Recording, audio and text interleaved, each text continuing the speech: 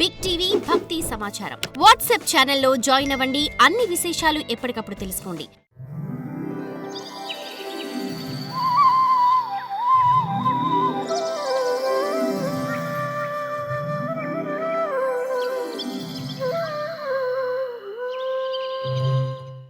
హయగ్రీవ అవతారం.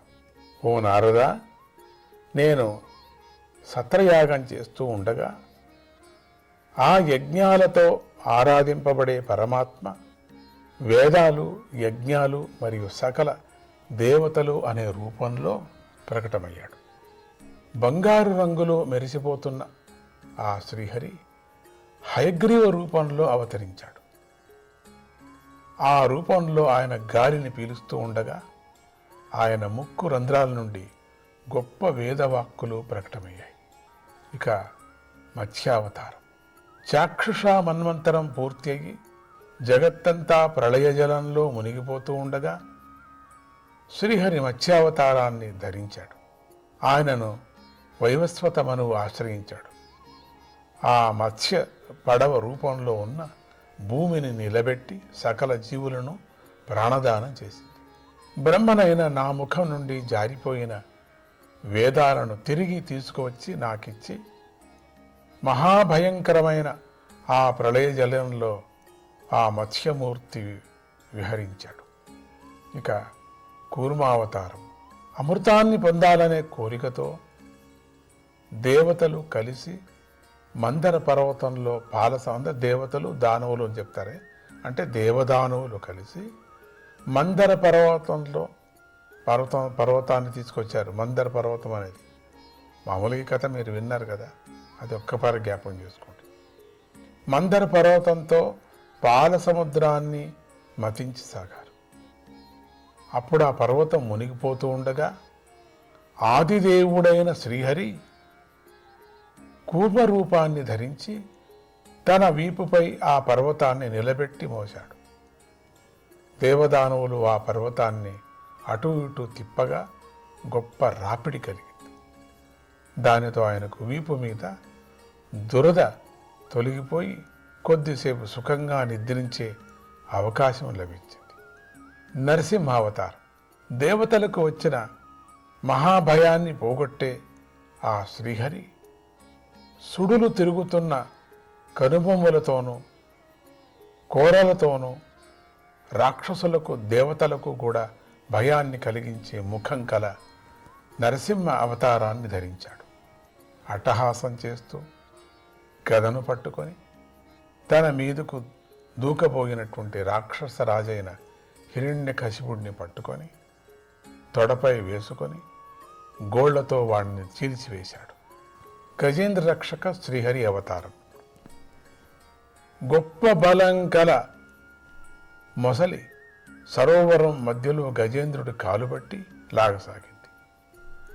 అప్పుడు ఆ గజేంద్రుడు ఆ దుఃఖాన్ని భరించలేక తొండంతో పద్మాన్ని పట్టుకొని, ఓ ఆదిపురుష, సర్వ జగన్నాథ, నీ కీర్తి జీవులను పవిత్రులను చేస్తుంది కదా, నీ నామం విన్నంత మాత్రాన జీవులకు మంగళాలు కలుగుతాయి కదా అని స్తుతించి ప్రార్థించాడు. అప్పుడు ఇంద్రియాలకు బుద్ధికి గోచరం కానివాడు, సుదర్శన చక్రాన్ని పట్టినవాడైనటువంటి శ్రీహరి తనను శరణు వేడిన ఆ గజేంద్రుని ప్రార్థనను విని దయతో కరిగిపోయాడు. పక్షిరాజైన గరుత్మంతుణ్ణి అధిష్ఠించి ఆ గజేంద్రుడి తొండాన్ని పట్టుకొని పైకి లాగి చక్రంతో మొసలి నోటిని చీల్చివేసి గజేంద్రుడి పాదాన్ని విడిపించి అతన్ని ఒడ్డుకు చేర్చి రక్షించాడు. ఇక వామనావతారం. యజ్ఞాలకు ప్రభువైన శ్రీహరి అదితి కశ్యపులకు పుత్రుడై అవతరించాడు. ఆ వామనుడు అదితి పుత్రులందరిలో చిన్నవాడే అయినా గుణాలలో గొప్పవాడు. ఆయన బలిచక్రవర్తి చేస్తున్న యజ్ఞానికి వెళ్ళి 3 అడుగుల భూమిని ఆ చక్రవర్తి నుండి దానంగా పొందాడు. అలా బలిచక్రవర్తిని మాట ఇచ్చిన వెంటనే వామనుడు తన 3 అడుగులతో ముల్లోకాలను కొలిచి ఆ నెపంతో బలి యొక్క రాజ్యాన్ని తన వశం చేసుకున్నాడు. వామనుడు ఇలా చేయటంతో గొప్ప ఉపదేశం ఇమిడి ఉంది. సన్మార్గంలో నడిచే వ్యక్తిని యాచించకుండా తన స్థానం నుండి కదల్చటం అనేది ఎంతటి సమర్థులకైనా సాధ్యం కాదు అని గ్రహించాలి. ఓ నారదా, విశాలమైన అడుగులు గల వామనుని యొక్క పాదాలను కడిగి బలిచక్రవర్తి ఆ నీటిని ఆదరంగా శిరస్సుపై చల్లుకున్నాడు. దానితో బలిచక్రవర్తికి ఇంద్ర పదవి కూడా అల్పంగానే తోచింది. ఆ బలిచక్రవర్తి 3 అడుగులు ఇస్తానని మాట ఇవ్వగానే గురువైన శుక్రాచార్యుడు అడ్డు తగిలాడు. మాట తప్పవచ్చు, పర్వాలేదని వ్యతిరేకంగా ప్రేరేపించాలని చూశాడు. అందుకు బలిచక్రవర్తి ఇష్టపడలేదు. ఆ బలి శిరస్సును వంచి శ్రీహరి యొక్క 3వ అడుగు తన దేహాన్ని సమర్పించి మహాత్ముడయ్యాడు కదా. ఇక హంస అవతారం. ఓ నారదా, భగవంతుడైన ఆ శ్రీహరి నీ యొక్క గొప్ప భక్తికి మెచ్చినవాడై హంస రూపంలో అవతరించాడు. నీకు భక్తి యోగాన్ని, ఆత్మస్వరూపాన్ని తెలిపే జ్ఞాన సాధనమైన భాగవత ధర్మాన్ని చక్కగా బోధించాడు. ఆ వాసుదేవుని శరణు పొందిన భక్తులు భాగవత ధర్మాన్ని సులభంగా తెలుసుకుంటారు. మను అవతారం.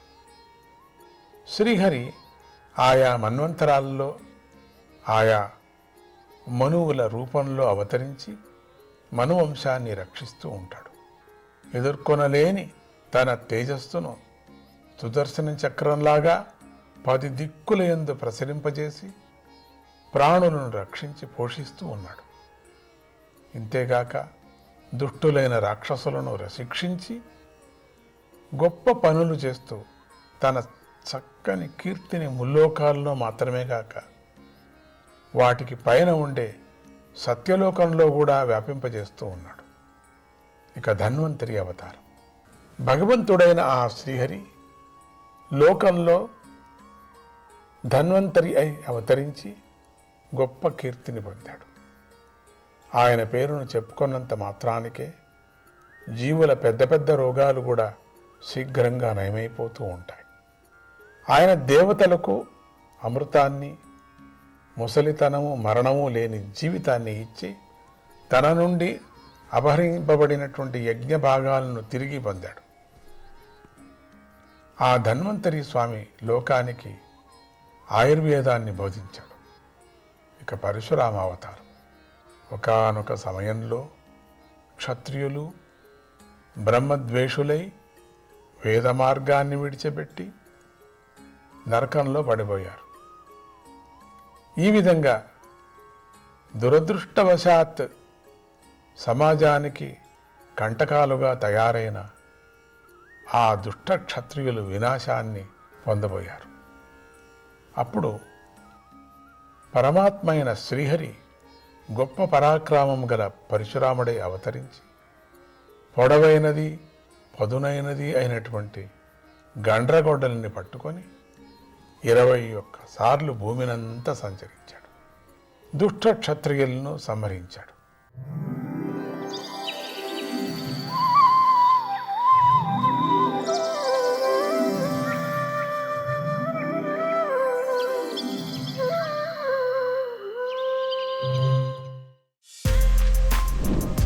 For more videos like this, subscribe Big TV channel.